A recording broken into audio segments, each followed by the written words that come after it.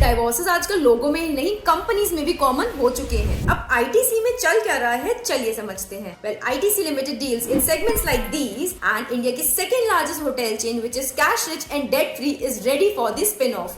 अब इस डीमर्जर से हम शेयर होल्डर्स का क्या फायदा है, चलिए समझते हैं। So if you have 10 shares of ITC Limited, you will get 1 share of ITC Hotels in exchange, wherein 40% shareholding will be kept by ITC and 60% will be given to the existing shareholders. आखिर ITC के hotel business की demerger की demand आई ही क्यों? पहला कारण, investors को चाहिए थी फ्रीडम ऑफ इन्वेस्टमेंट, जिससे वो प्रॉफिटेबल बिजनेस लाइक डेसिग्रेट, एफएमसीजी, एग्री, आईटी इन सब बिजनेस में इन्वेस्ट कर पाए।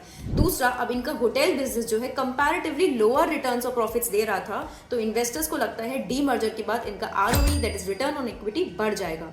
और तीसरा बड़ा कारण, क्योंकि इनका होटल बिजनेस में कैपिटल काफी ज्यादा लगता है, तो डीमर्जर के बाद इनका कैपिटल एलोकेशन और डिविडेंड डिस्ट्रीब्यूशन बेहतर हो जाएगा। Read the caption for other benefits of this demerger. Also, let me know in the comment section if you already hold shares of ITC Limited.